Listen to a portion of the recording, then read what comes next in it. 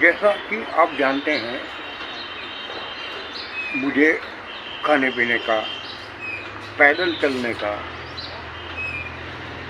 नई नई जगहों पर जाकर के उन्हें देखने का और सबसे बड़ा सोचते रहने का शौक है।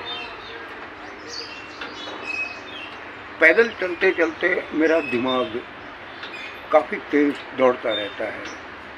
मैं अपने आप से कई बार सवाल पूछता रहता हूँ और अपने ही अंदर से जवाब भी ढूंढने की कोशिश करता रहता हूँ। जब जवाब नहीं मिलता तो रिसर्च भी करता हूँ, कभी गूगल पर, कभी विकिपीडिया, कभी CIA पेपर्स, तो कभी किसी अन्य वेबसाइट, जहाँ से भी मुझे इन बातों के जवाब मिल न जाएं।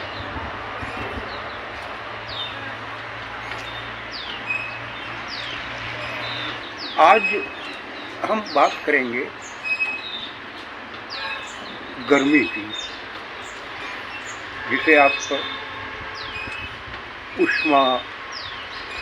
उष्णता, गर्माहट वगैरह शब्दों से जानते हैं, और जिसका प्रमुख और एकमात्र शायद मेरी नज़र में स्रोत है सूर्य। क्या आपको पता है, जब हम लोग बच्चे थे और स्कूल में पढ़ते थे तो उसमें हमें पढ़ाया जाता था कि जब सूर्य की कोई एक किरण को प्रिज्म में से गुजारा जाता था तो सामने से उस एक किरण के 7 हिस्से दिखते थे, 7 अलग अलग रंगों में। ये कैसे संभव है? यानी सूर्य की एक किरण, जो कि हमें वैसे तो पीले रंग की दिखती है, लेकिन जब उसे प्रिज्म में से गुजारा जाए तो 7 अलग अलग रंग दिखते हैं। इसका अर्थ ये हुआ कि ये रंग अपने आप में गर्मी के द्योतक हैं, उन पर भी गर्मी का असर होता है। तभी तो हम कहते हैं, अरे बहुत ठंडा रंग है, अरे क्या गर्म रंग है, जिसे हम कूल और वार्म कलर्स कहते हैं। यानी कि टेम्परेचर का असर हमें रंगों में भी दिखता है। तो ये टेम्परेचर आखिर रंगों में कैसे काम करता है? आप अपने मोबाइल में भी सेटिंग्स में जाएंगे तो देखेंगे कि आप अपने कलर्स का सेट कर सकते हैं। Warm colours, cool colours, very high warm colour, standard colour, इस तरह के।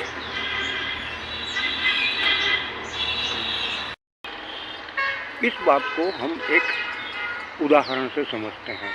इस वक्त मैं पेड़ की छांव में खड़ा हूँ, तो आप मेरे चेहरे का रंग देखिए, और अब थोड़ी देर बाद मैं धूप में जाऊँगा, तब मेरे चेहरे के रंग को आप देखिए, आपको क्या फर्क नज़र आता है। जैसे जैसे मैं मेरे चेहरे को सूर्य की ओर घुमाने जाता हूँ, वैसे वैसे मेरे चेहरे के हर हिस्से पर सूर्य की किरणें गिरती हैं और उसके रंग के टेम्परेचर में फ़र्क की वजह से चेहरे की चमक बढ़ जाती है, चेहरे का डिटेल हमें दिखने लगता है। गर्मी का मुख्य स्रोत सूर्य को माना गया है। ठीक वैसे ही मंगल भी गर्म ग्रह है। यही वजह है कि ज्योतिषियों ने भी जब सूर्य और मंगल दोनों एक साथ होते हैं तो उसे अंगारक योग का नाम दिया है।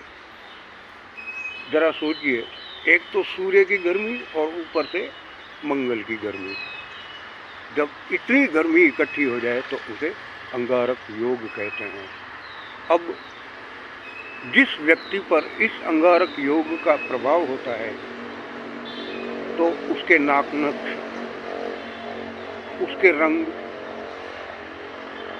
और उसकी आवाज,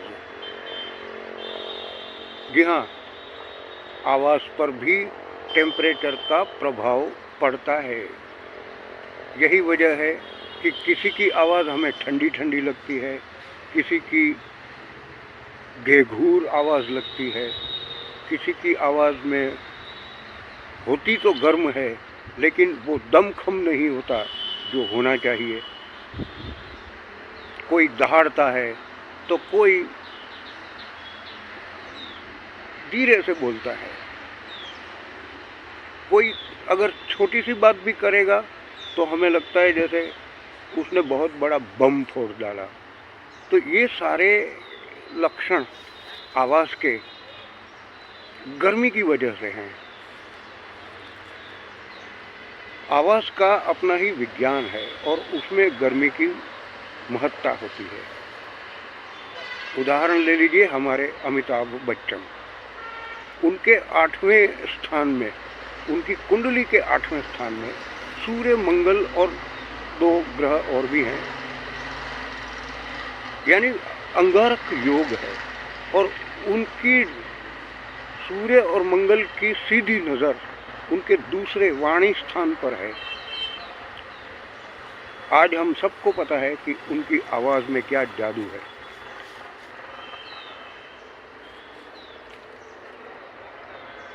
आप कभी अपनी आवाज़ पर इस बात का प्रयोग टेस्ट करके देखिए।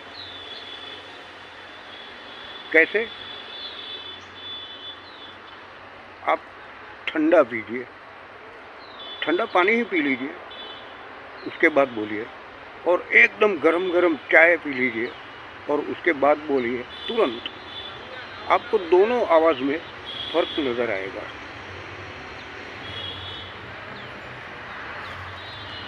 आज के लिए इतना ही, आगे और बात करेंगे।